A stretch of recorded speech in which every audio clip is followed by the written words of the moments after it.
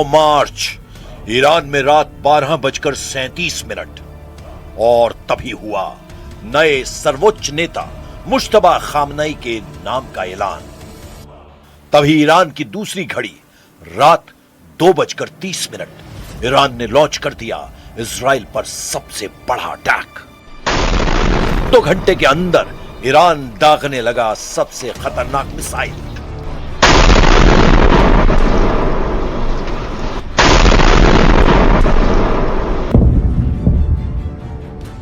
IRGC ने कह दिया है कि अब छोटे वॉरहेड नहीं बल्कि बड़े वॉरहेड वाली मिसाइल ही दागी जाएंगी। रिवॉल्यूशनरी गार्ड्स अब हर मिसाइल को 1000 किलो के वॉरहेड से लैस कर रही हैं। 1000 किलो का वॉरहेड यानी 1 टन का ऐसा बम जो जहां फटता है वहां हर चीज को धुएं और धूल में तब्दील कर देता है, जलाकर राख कर देता है।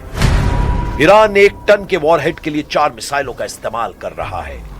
पहली है खुर्रम शहर 4, दूसरी है ईमान, तीसरी है सेजल और चौथी है शाहाब 3। इन चारों मिसाइलों से अब ईरान लगातार इजराइल में सर्वनाश करने वाले अटैक कर रहा है।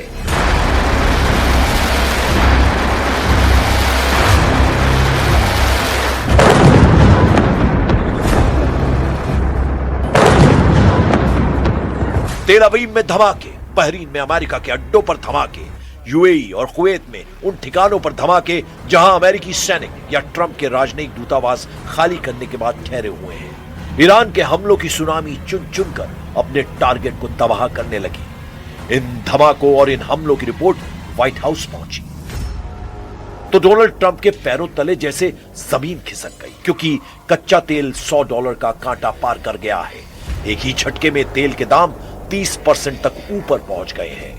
ट्रंप ने फौरन पुतिन को फोन लगाया। 1 घंटे तक बातचीत हुई, ईरान पर बात हुई, मुश्तबा खामनई पर बात हुई, तेल पर बात हुई। फिर डोनाल्ड ट्रंप ने जब प्रेस कॉन्फ्रेंस की तो बताया युद्ध पूरा होने वाला है, हम जल्दी ही इस जंग को खत्म करेंगे। ईरान की लीडरशिप और सेना को पूरी तरह खत्म कर दिया गया है।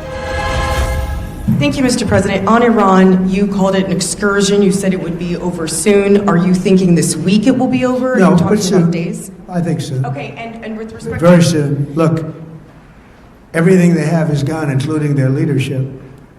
In fact, there are 2 levels of leadership, and even actually, as it turns out, more than that. But 2 levels of leadership are gone. Most people have never even heard about the leaders that they're talking about. So. लेकिन Iran ने दिया Trump को counter झटका। Iran ने ऐलान कर दिया कि यह युद्ध अमेरिका और इजराइल ने शुरू किया था, लेकिन इस जंग को खत्म ईरान करेगा और इसके लिए ईरान की मिसाइल ब्रिगेड लगातार हमले कर रही है। پاسخ کلی دولت این هستش که ما که جنگ آغاز نکردیم ولی ما پایان دهنده اون خواهیم بود। एक तरफ तेल के दाम, दूसरी तरफ युद्ध का बढ़ता हुआ खर्च। अमेरिका इस वक्त अपनी आधी सेना ईरान को हराने के लिए झोंक चुका है, लेकिन तेल के खेल ने ईरान को वो ताकत दे दी है जिसकी वजह से अब वो न सिर्फ अमेरिका और इजराइल के युद्ध को कंट्रोल करने लगा है, बल्कि दुनिया में इसका कहां और क्या असर होगा इसका फैसला भी अब ईरान के हाथों में है। पुतिन ने भी कह दिया है कि दुनिया में तेल संकट शुरू हो चुका है। В прошлом году через Ормузский пролив прошло около трети мирового морского экспорта нефти, а это порядка 14 миллионов баррелей в сутки. Из них около 80% направлялись в страны Азиатско-Тихоокеанского региона. Сейчас этот маршрут фактически закрыт. Добыча нефти, которая завязана на использование пролива, рискует полностью остановиться уже в ближайший месяц. ईरान के खिलाफ अमेरिका और इजराइल का युद्ध जितना लंबा चलेगा, यह अमेरिका और यूरोप की अर्थव्यवस्था को उतना ही ज्यादा नुकसान पहुंचाएगा। साथ ही खाड़ी देशों का तेल उद्योग पहले ही पूरी तरह ठप पड़ चुका है। यानी ट्रंप और नेतन्याहू का वो एहसास कि ईरान पर हमला करने के बाद वहां सत्ता को बदला जाएगा और फिर उनके दोनों हाथों में लड्डू होंगे।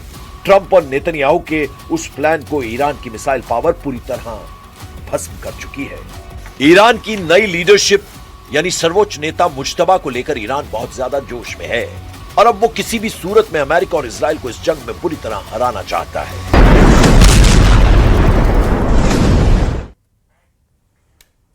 इजरायल ने ईरान पर क्लस्टर बमों से हमलों के आरोप लगा दिए हैं। प्रधानमंत्री नेतन्याहू ने धमकी दी है कि ईरान के खिलाफ अब हड्डी तोड़ हमले किए जाएंगे। उधर प्रेसिडेंट ट्रंप ने तुर्की को ईरान के खिलाफ भड़का दिया है। वहीं ईरान ने तुर्की में मौजूद अमेरिका के आखिरी रडार स्टेशन को तबाह करने का ऐलान कर दिया है।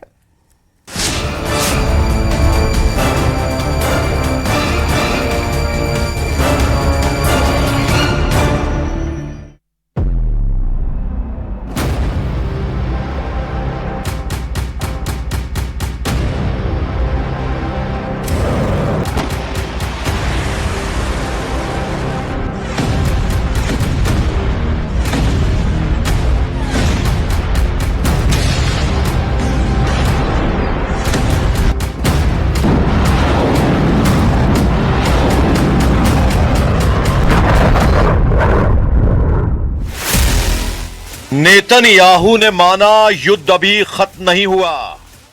ट्रंप ने माना ईरान से युद्ध लंबा चलेगा। सऊदी अरब गिड़गिड़ाया, बंद करो लड़ाई। ईरान की धमकी, सभी दुश्मनों करो सरेंडर।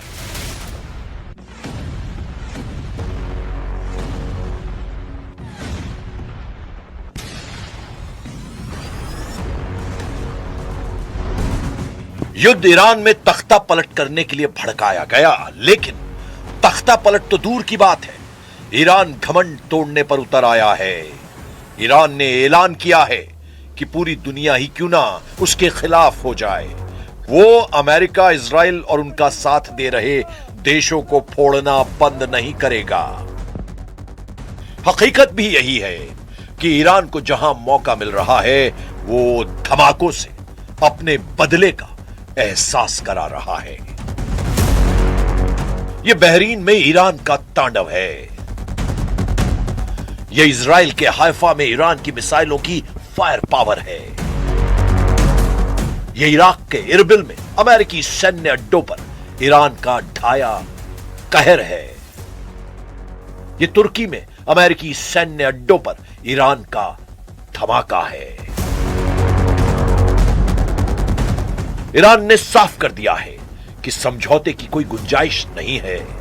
खून का बदला खून से लिया जाएगा।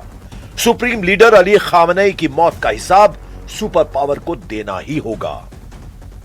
ईरान की तरफ से कहा गया कि उस पर समझौते का दबाव बनाया जा रहा है।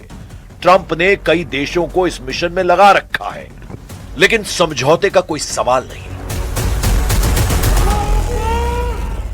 و کشورهای دیگر، کشورهای اسلامی و غیر اسلامی، اینها برخیاشون بله در واقع تمایل دارن که بیان کاری انجام بدن که این جنگ متوقف بشه و یا آتش بسی برقرار بشه. ईरान को यकीन हो चुका है कि वो जंग में बढ़त बना चुका है, क्योंकि अमेरिका जिन हथियारों का हवा बना रहा है वो धुआं धुआं हो चुके हैं। ईरान ने दावा किया है कि उसके मिसाइल हमलों में खाड़ी देशों में अमेरिका का सैन्य ढांचा ढह गया है। ईरान ने इलाके में अमेरिका के 10 बेहद आधुनिक रडार सिस्टम और महंगे ड्रोन हवाई रक्षा सिस्टम तबाह कर डाले हैं। कतर, यूएई, बहरीन, सऊदी अरब जैसे देशों पर हमलों की वजह यही रही है। ईरान पहले दिन से क्लियर माइंडसेट से युद्ध में उतरा है।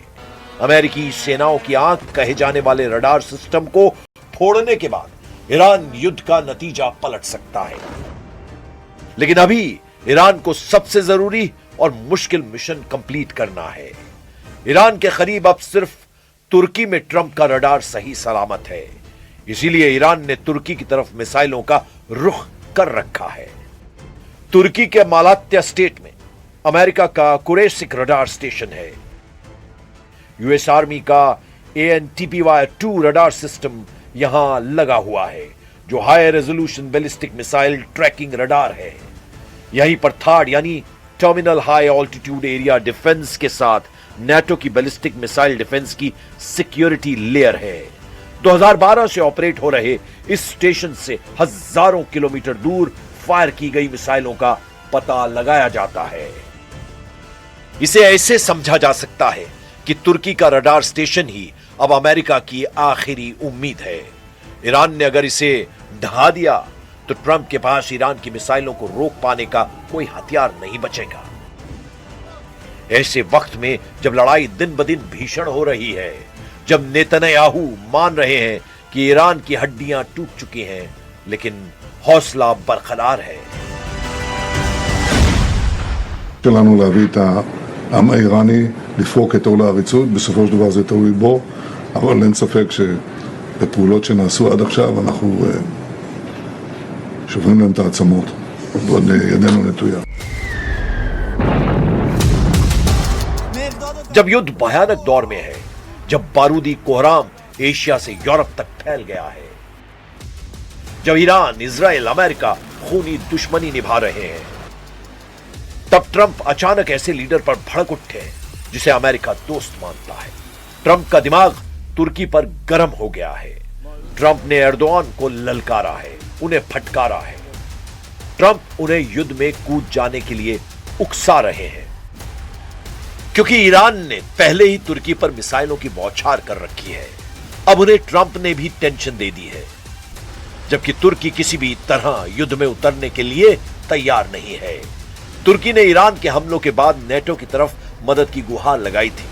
एर्दोआन अकेले ईरान से युद्ध का जोखिम लेने के लिए तैयार नहीं है।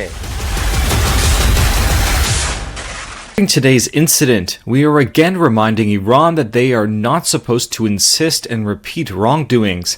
We are going to discuss the developments with our NATO and other allies and will take necessary measures to increase our security and take extra measures.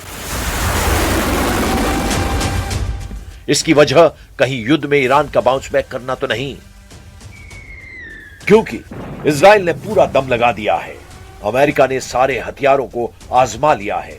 खाड़ी देशों की जितनी ताकत थी सब झोंक चुके हैं, जिससे जितना बन पड़ा है वो ईरान को उतने तरीके से मार रहा है। ईरान का इकबाल कायम है। ईरान की मिसाइलें ताबड़तोड़ जवाब दे रही हैं। ईरान के शाहिद ड्रोन युद्ध का रुख पलट रहे हैं। युद्ध की टाइमलाइन बड़ी होती जा रही है। ईरान नए सुप्रीम लीडर के आने के बाद भयानक बदला ले रहा है। इजराइल ने आरोप लगाया है कि ईरान ने क्लस्टर बमों से हमला शुरू कर दिया है। ईरान की बैलिस्टिक मिसाइल के धमाके सेंट्रल इजराइल के पेटा टिकवा में हुए हैं। कंस्ट्रक्शन साइट के करीब मिसाइल हमलों के बीच क्लस्टर बमों के धमाकों के आरोप लगाए गए हैं। क्लस्टर बम ज्यादातर देशों में बैन है। इनसे मचने वाली तबाही की वजह से युद्ध में इस्तेमाल की पाबंदी है। उधर ट्रंप ने दावा किया है कि ईरान की ड्रोन और मिसाइलों के कारखानों को वो खत्म करने के करीब है। ट्रंप ऐलान कर रहे हैं कि उनकी तय टाइमलाइन से युद्ध आगे चल रहा है। Continue to target Iran's drone and missile capabilities. Their drones are way down. Their drone manufacturing has been hit starting today. We know all of the places they manufacture the drones, and they're being hit one after another. Their missile capability is down to about 10%, maybe less. Trump double mind zone में जा चुके हैं। एक तरफ वो junior Khamenei को मार डालने की धमकी दे रहे हैं, दूसरी तरफ ईरान से बातचीत को संभव बता रहे हैं। लेकिन नेतन्याहू और ईरान का स्टैंड क्लियर है। नेतन्याहू ईरान की कट्टर सरकार को उखाड़ फेंकने की जिद ठान बैठे हैं। वहीं ईरान अब की बार इजराइल से फुल एंड फाइनल हिसाब के बाद ही युद्ध को खत्म करने की धमकी दे रहा है। मतलब लड़ाई लंबी चलेगी, भीषण होगी।